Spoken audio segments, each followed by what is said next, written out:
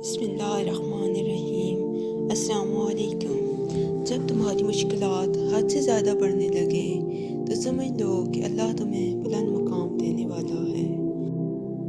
کسی کی تباہ حالی پر خوش نہ ہو، کیا خبر کل زمانہ تمہارے ساتھ یہی برتاؤ کرے۔ لوگوں کے عیبوں سے اس طرح غافل ہو جاؤ جیسے سوتے وقت تم دنیا سے غافل ہو جاتے ہو۔ اگر کوئی تم سے پوچھے بتاؤ زندگی کیا ہے، تو تم ہتھیلی پر ذرا سی خاک رکھنا اور اسے اڑا دینا۔ لوگوں سے یاد کرنے کا شکوہ مت کرو، کیونکہ جو انسان اپنے رب کو بھول سکتا ہے وہ سب کو بھول سکتا ہے۔ زبان کا وزن بہت ہی ہلکا ہوتا ہے، مگر بہت کم لوگ ہی اسے سنبھال پاتے ہیں۔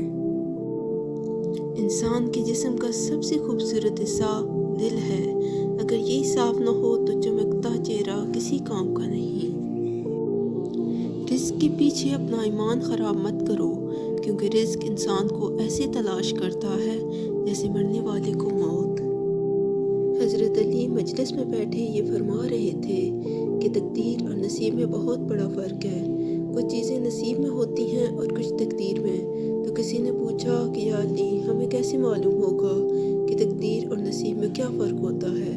تب حضرت علی نے جواب دیا، اے انسان، تقدیر پر انسان کا اختیار نہیں ہوتا، جیسے تم اپنی ماں تبدیل نہیں کر سکتے۔ زندگی بھر تمہاری ماں وہی رہے گی، تم اپنا باپ تبدیل نہیں کر سکتے، تم اپنے پیدا ہونے کے لمحات تبدیل نہیں کر سکتے۔ جس فیصلے میں انسان کا اختیار نہ ہو وہ تقدیر ہے، اور نصیب یہ ہے کہ قدم قدم پر انسان کے سامنے صحیح اور غلط کا فرق واضح ہے۔ جو فیصلے انسان اپنے لیے کرتا ہے، جس چیز پر انسان اپنا اختیار رکھتا ہے، وہ سارے فیصلے انسان کے آنے والے نصیب کو بہتر یا بدتر بناتے ہیں۔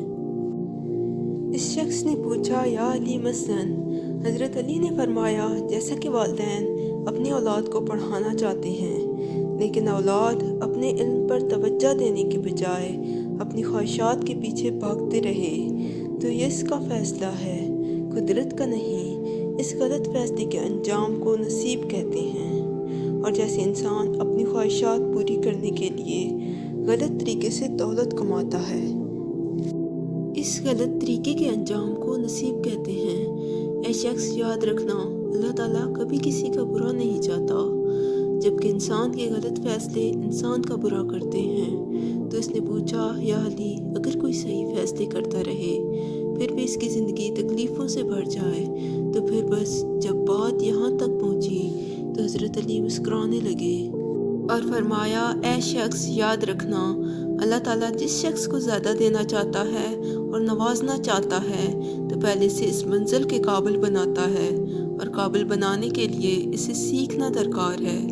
یاد رکھنا، اللہ تعالیٰ جس سے سکھانا چاہتا ہے اسے نہ کسی مکتب بھیجتا ہے نہ کسی استاد کے پاس، بلکہ اسے تکلیفوں کا زیور پہناتا ہے، کیونکہ اس زمین میں انسان کو سکھانے کے لیے سب سے بہترین استاد تکلیف ہے۔